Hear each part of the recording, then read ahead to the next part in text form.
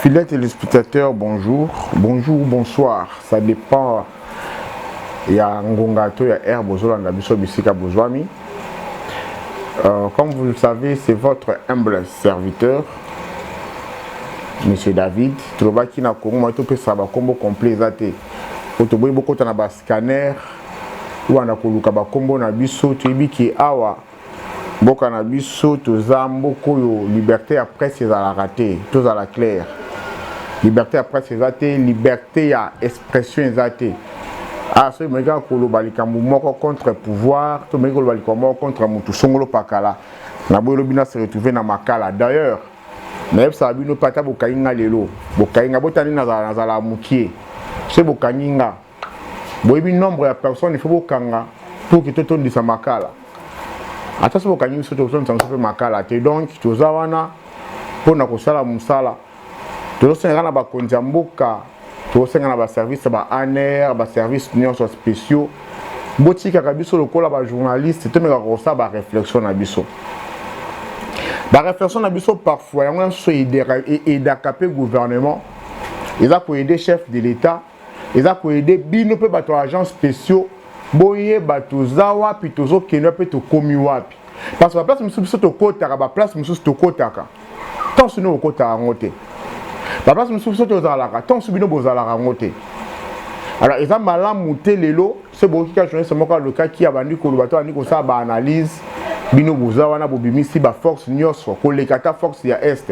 Tu as posa force bobimisa pona ko kenokanga ba journaliste bobimisa pe force wana pona ko condamner les deux pona ko kenokanga les deux condamnés à mort.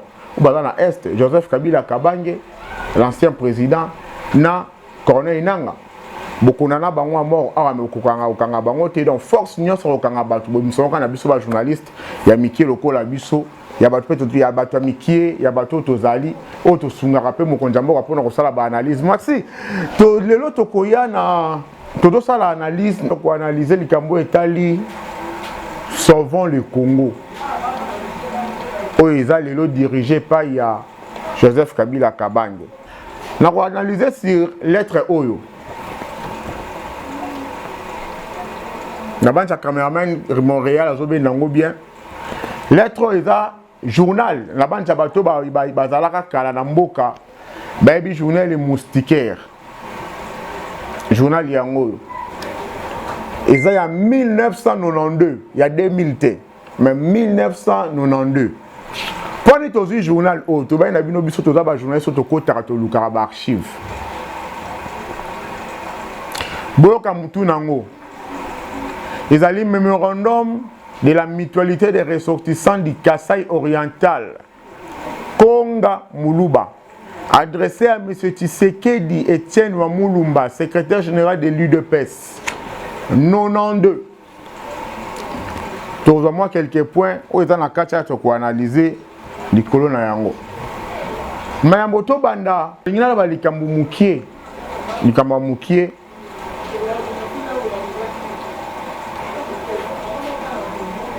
pour na koyebisa ba policiers ya Congo, ba poulousu ya Congo.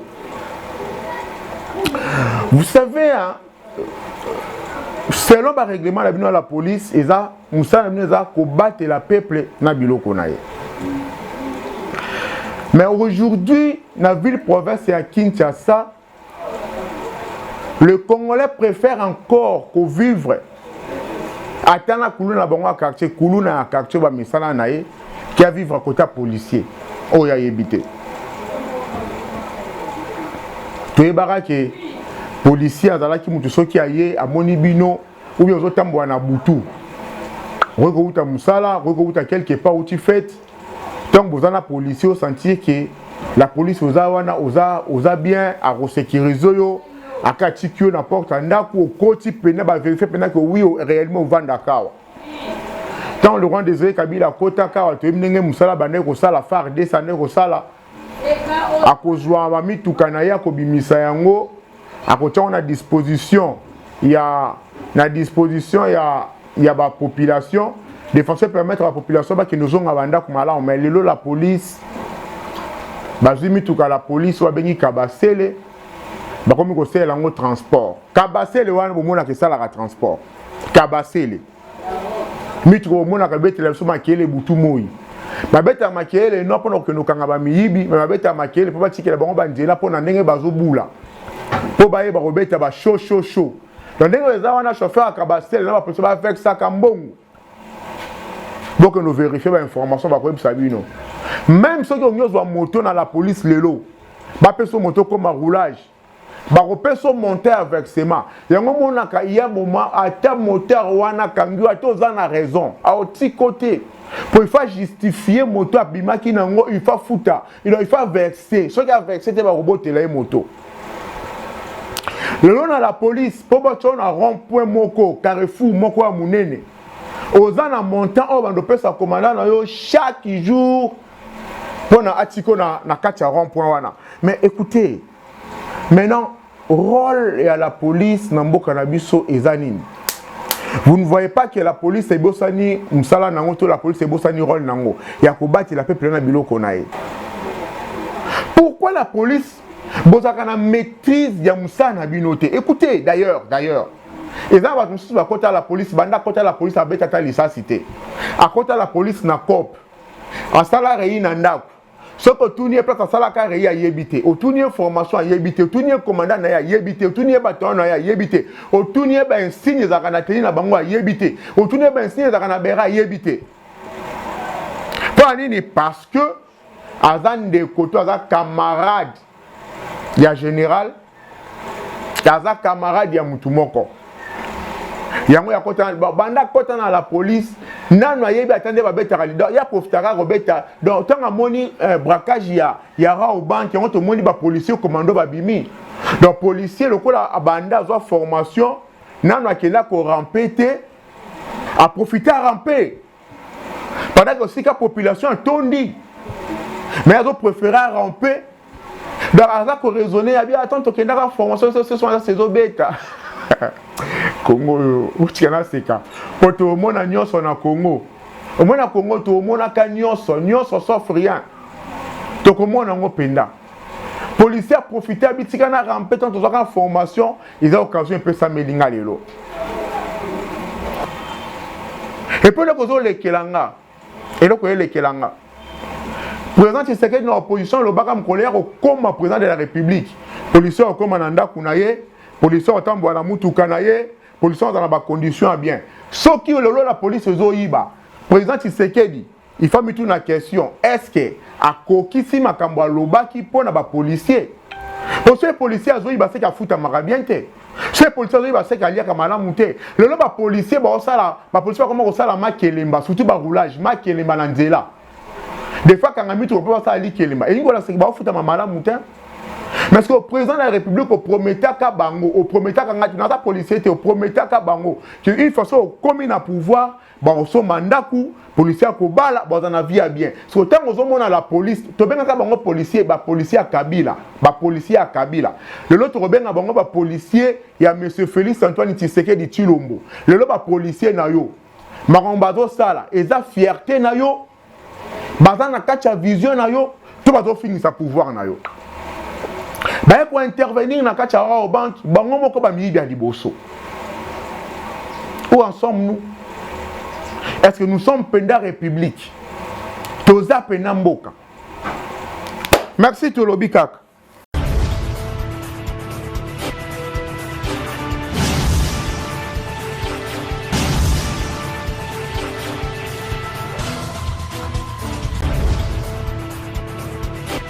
Sans transition, nous sommes ici en présence de Félix Tshisekedi. Oui. Pourquoi êtes-vous aujourd'hui ici? Mais pour respecter le mot d'ordre de la manifestation, c'est-à-dire Kabila et ce régime corrompu doivent partir. Voilà. Doivent partir par quel mécanisme? Par tous les mécanismes, donc soit par une révolution, une révolte populaire ou par les élections qui pointent à l'horizon. Dans tous les cas, ce régime, les jours de ce régime sont comptés. Et donc, ils doivent partir, ils doivent libérer le plancher, débarrasser le plancher. Est-ce qu'il ne serait pas mieux de mobiliser les peuples congolais au mois de novembre pour faire partir M. Kabila d'une manière démocratique? Mais ça c'est tout à fait démocratique, hein, sinon les autorités belges ne nous auraient pas laissé dans cette situation. C'est tout à fait démocratique ce qui se passe, c'est l'expression populaire, et ça va se passer aussi à Kinshasa, ne vous en faites pas, donc c'est partout. Nous sommes simplement l'émanation de la population congolaise ici.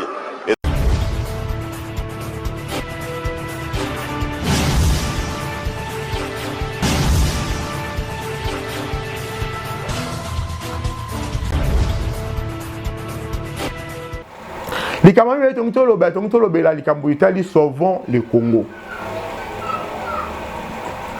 Oui, ça mis en Nairobi. Les gens qui ont Frank Diongo. Oh, ya Bunisara Kabila tina suka pembe na Frank Diongo.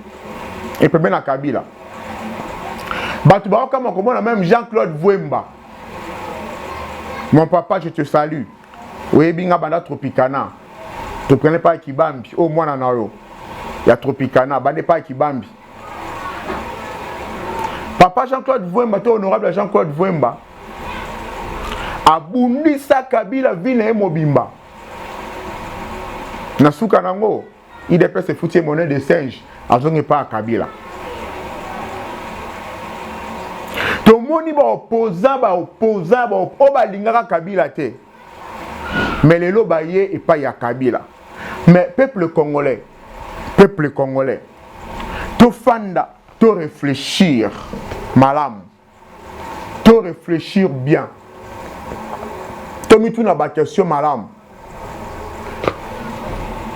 Quand tu vois ton ennemi,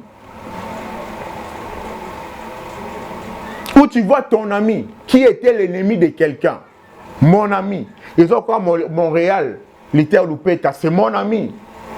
Je suis avec lui à tout moment.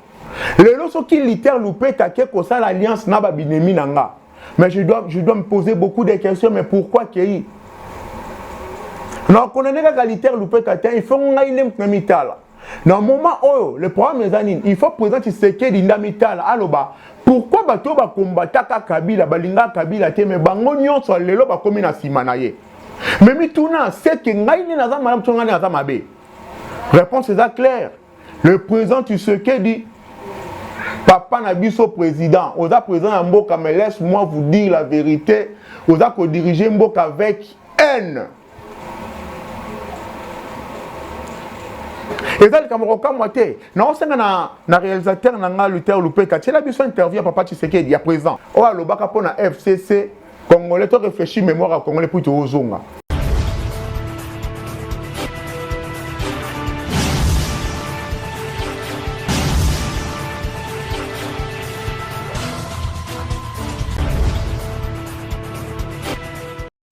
Moi qui vous parle, j'ai 1001 raisons de me venger sur tout ce que j'ai vécu dans ma vie. Et je ne vais pas, si je commence à le faire, commencer simplement avec nos amis du FCC.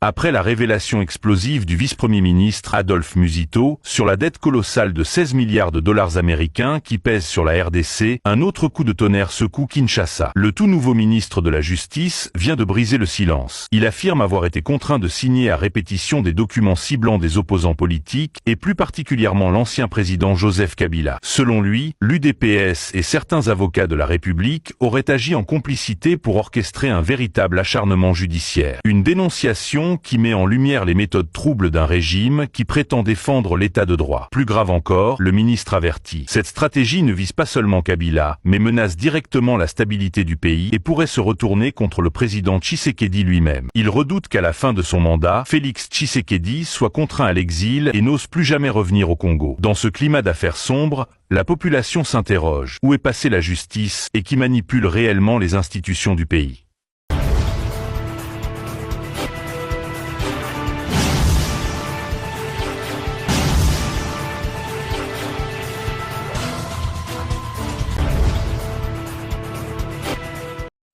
Moi qui vous parle, j'ai 1001 raisons de me venger sur tout ce que j'ai vécu dans ma vie. Et je ne vais pas, si je commence à le faire, commencer simplement avec nos amis du FCC.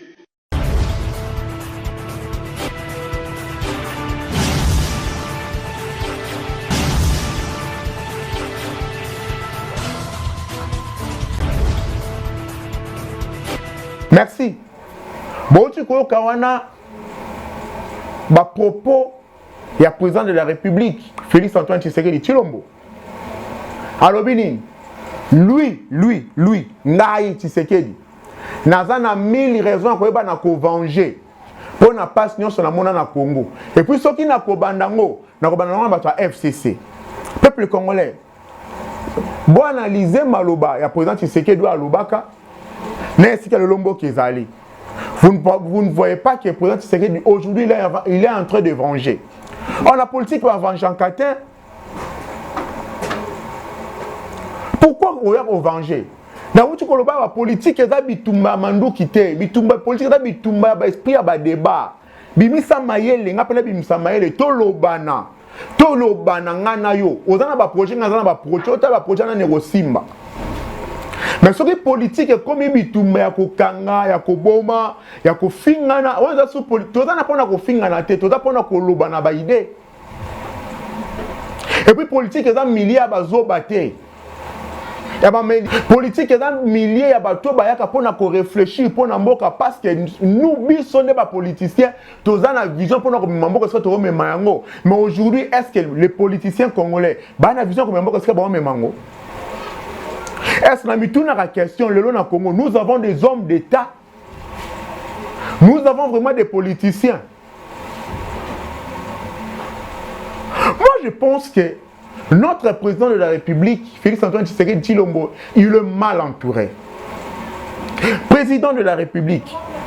C'est quand on a une image, on a pouvoir pour la première fois. Montréal littéraire. C'est la biso mandat liboso na Kabila. Tant on voit qu'il en 2018. Discours no salaka. To tsikelo yo kango après to ozonga après to meka ko réfléchir ensemble.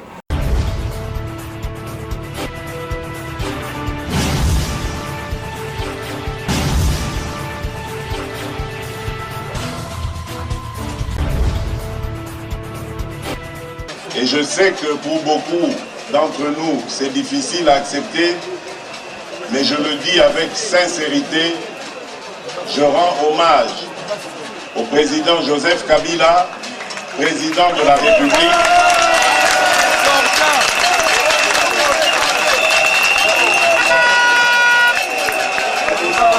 Je vois que vous avez aussi eu la même réflexion que moi. Aujourd'hui, nous ne devons plus le considérer comme un adversaire, mais plutôt comme un partenaire de l'alternance démocratique dans notre pays.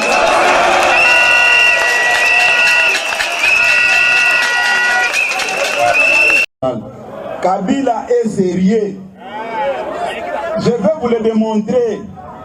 Kabila, avant de quitter le pouvoir, a tali quelle est la formation politique sérieuse oyo et bundi bitumba oyo sans koya na butu ko zombongo epananga atali alobi que c'est l'idée de peste.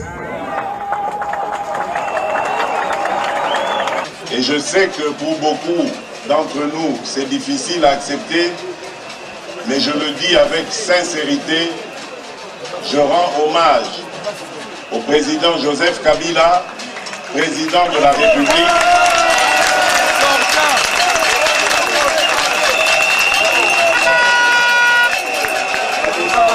Je vois que vous avez aussi eu la même réflexion que moi. Aujourd'hui, nous ne devons plus le considérer comme un adversaire, mais plutôt comme un partenaire de l'alternance démocratique dans notre pays.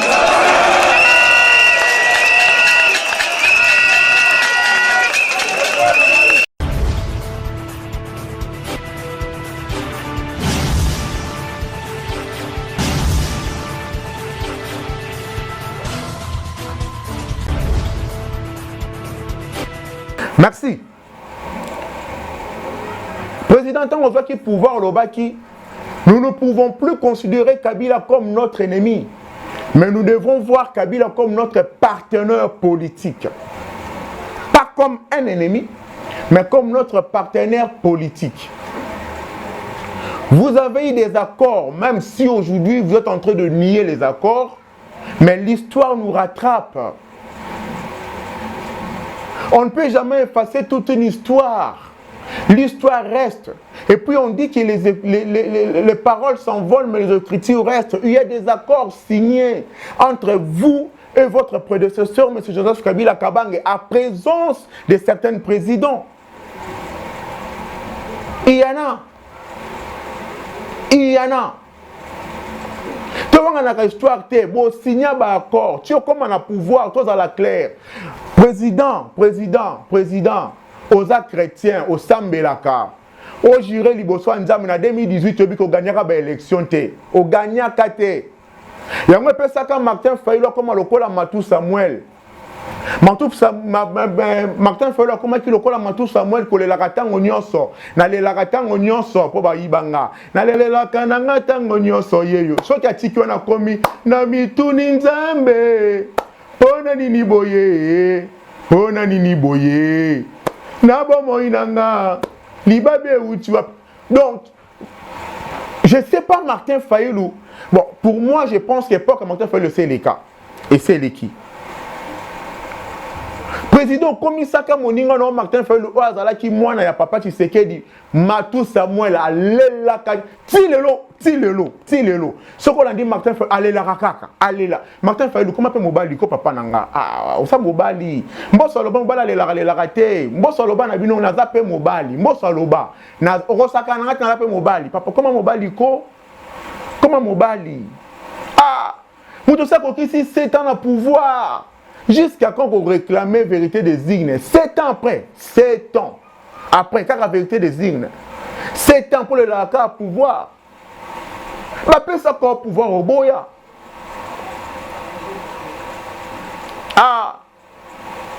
Nami Tuninzambe.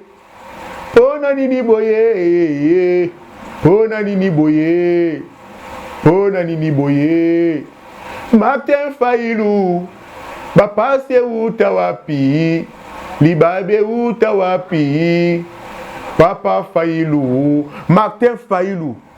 2028, sanction comme président, mais je te jure, Martin Fayulu soit posté en 2028, soit bimi attend à 2 voix, KKD. Soit il y a 2 voix, non mais il y a 2 voix bimanango, et ça moi si na yo, na bana non de ba voter. Au monde congolais, ça comprendre que ça distraction pour naé.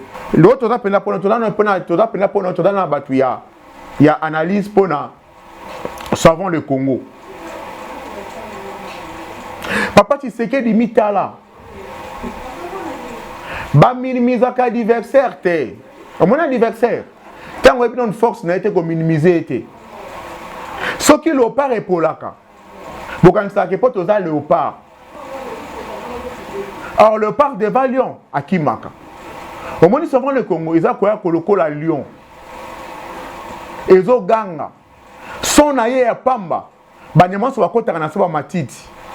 Quand vous minimisez ça, quand vous minimiser, boye bake ezo créer danger pour na Congo. Goma on a bandé qui est dans maboko ba rebelle, Goma, Budanganda, Ruchuru, Bukavu. Botala ça fait combien de temps au banda ba M23 ba fanda wana FC balongwakate. Nanga se prépare. Pour nous à Kinshasa. Et pendant que na Kinshasa, il y a un président de la République, vous êtes entouré na banani. Banani ba entouré yo. Banani ba entouré yo. Tobo to tanga ba komo na bonso to tanga ba komo na bango komo ba tanga ki ba komo afti qu'elle soit plainte na ba parquet. C'est pour que na bona parquet ba longa rakaka. Pour bango de ba le tout puissant. Donc pouvoir ba le tout puissant ba juge ba somba bango ba tia bango na libenga na bango. Donc ndenga za ba la kana ba juge na kacha coffre fort. So la bisika juge bima que no sa ba juge akoto ça. Justice na biso pe justice pour là. Donc bozi mutambo ya ki pona abeta bino tonga. Mutambo ko beta bino tonga. Pour que bozonga bolingi ete bozi justice bolingi oti ya kana justice na bino ya kalawana. Mitema mabe ba magistrat mitema mabe. Na ko pe pa na bino ba magistrat. Na okoma wana, nazo koma, nazo yepa na bino ba magistrat. Na koya. bosa nga pe loko tena za congolais bokena nga na congolais zelanga muko na koyiba to muko na koboma to muko na ko détourner ne ba oba détournaka ba détourna ba 54 millions ba mbonga ba forage ba juge bon mon dossier ram te ram non non ko fungula dossier ram te bo banga nini dossier ram Kabila sali 18 ans na pouvoir. C'est bon Kabila iba mbongo wa Congo ba minéré. Mais na pouvoir ya Antoine Tshisekedi, président Tshisekedi. Président, boyiba biso ba mbongo na biso, nga mbongo na nga, boyiba ngo. Donc boyibi mbongo bozinga ba crédit. Bozui ba crédit na télé. Boyibi mbongo na tie ba crédit na nga. Bokosa biso na mbongo nga bo tila biso ba wifi, bokotila biso wifi ofele na ba univers. Tout le monde ata wifi on univers. Mbongo yango ya RAM. Yango le sala ministre non ya PTN TIC à l'époque a sala ba réseau boyeli biso ozo kata na ba Singapour mpa na banzela ezambongo ram nde créer ba réseau boyeli biso ba wifi spécial lokola yeba ki ma PTN TIC ayibi biso mbongo na biso ram envoie mi na mbongo ram ayibi biso mbongo na biso ya poche ba magistrat procureur de la République a fongola dossier ta landela te mbongo yango esali ba wifi bozo mono. À part détournement, foin. Pour rien ne change, rien ne marche, rien. Je vous dis, président, ce qui va causer comme Simba Katika naye bisayo, zonga lokwa Simo Kimbangu, un vrai prophète. Nabimi lokola prophète pour naye bisayo. Kene na ambassade, kena ba ambassade tala combien de Congolais ba luka ba passeport ba bima. Omoni mboka so omoni kaka ba tuna affaires étrangères basé belé. Na ba ambassade ba tanga batonda ka chaque jour, c'est que mboka na etambola te. Combien bazo bima na mboka lelo? Combien?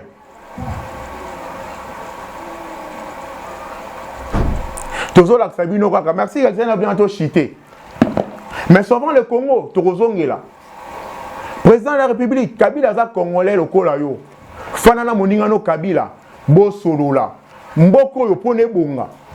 Po guerre wana sila. Ezaka yo na Kabila. Nde boyi ko sauver mboko yo. Kolanda bato ote pa Mobutu te wana bazo kosa yo, bazo kosa.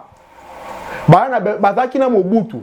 Bakumisi Mobutu bayembeli 100 ans tukutombele Mobutu 100 ans tukutombele Mobutu baye pa Kabila. Parmi bango ezana moko lobaka likolo kokwe yate ba ata pembeni na yo azawana aloba le ridicule ne tue jamais azawana pembeni na yo na bwena tanga kombone mazawana moko lobaka Kabila to tondi ote to lembi Kabila te Kabila ifatika na pouvoir Kabila to lembi ote Kabila to tondi azawana au commissaire DG au commissaire DG na entreprise moko boy pour n'attendre comment entreprise te azawana au commissaire le DG au changer ba DG motiki mais parmi bato alobaka Kabila to lembi ote ye pas na kati azawana Kabila to lembi ote merci poto chité na l'accès bino mukando 92 mukanda ya baluba ba ressortissant à Kasai oriental ba benya mukonga Konga Muluba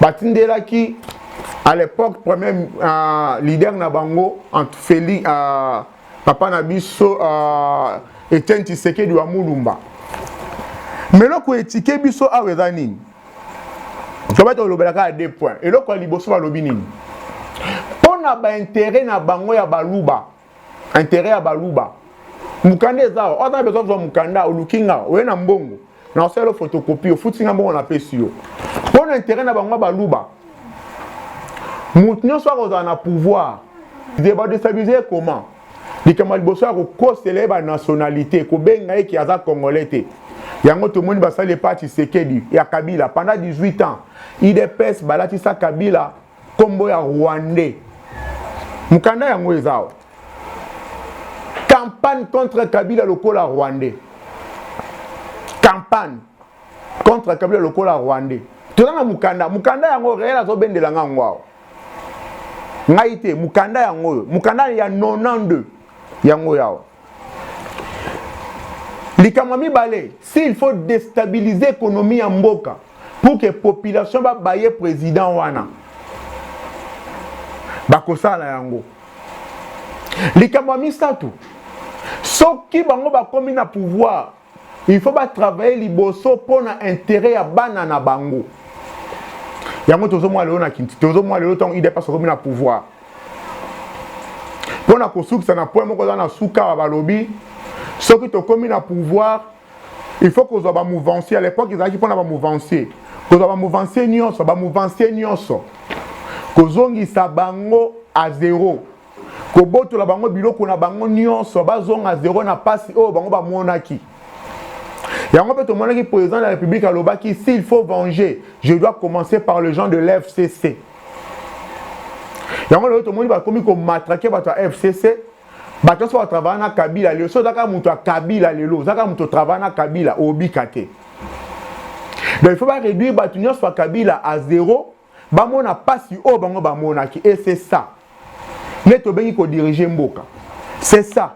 Le président Mobutu, pendant ces 32 ans, il a lutté pour l'unité nationale. Il a lutté pour Natos à la bon moko, tata bon moko, maman bon moko, école bon moko, mokondi moko. Aujourd'hui, biso, tous on a pouvoir, mais tout côté ici, tribalisme. Oh, si le tribalisme est allé, il y a un bon makamboka. C'est vrai, le président de la République, il est en train de lutter pour ça. Ils ont lutté pour notre tribalisme. L'autre truc, on a même la poste, même la présidence. Il n'y a plus de balouba qui liboso dans le cabinet par-ci par-là. Il a quand même compris, il a mis des Congo, des Bandundu par-ci par-là. Mais Bato Baza Pembe, il est le président de la République. Bato Bazali. On a créé une classe sociale Yassika. On a créé Moutamba na yo awa. On a mis Moutamba. Batuno wana, ba côté li mutomba fiti lo mutomba se retrouver côté se retrouver. Donc les papas là, Bamboso, Bankinke et tous ces gens on va permettre na yo. Il veut que bango batika na pouvoir et nous les jeunes. Totanga lokola bango, toza lokola bango. Donc nous ne devons pas travailler na mboko. Toko ko sala musati na mboko, il faut que bango basala. Ba banda Monsieur Mbosso, ozala ministre na mboko en 1974. 74 ans déjà ministre. Nous sommes allés pour Namboko. On a engagé combien de personnes à part bonne, on a chauffeur à Nau. Bonne. À Lambela, on a chauffeur. Quand on est à Lambela, on a engagé une compagnie, tout le monde a Namboko, compagnie. Compagnie, on a comme Bamboso. Exactement. Merci. C'est aussi ici, nous sommes des journalistes, on fait que des analyses. Tu dois analyser le monde bino. Quand vous salaka, beaucoup me la biso na ba téléphone, bobenga biso, pour nous sala biso ba remarque, et si la remarque ils allaient beaucoup me biso bengi biso, botike soit message na bino ne botike la biso na TikTok na biso boyebi olandaka, na chaîne na biso YouTube, bo s'abonner de façon que et puis ça biso pe makasi ya koya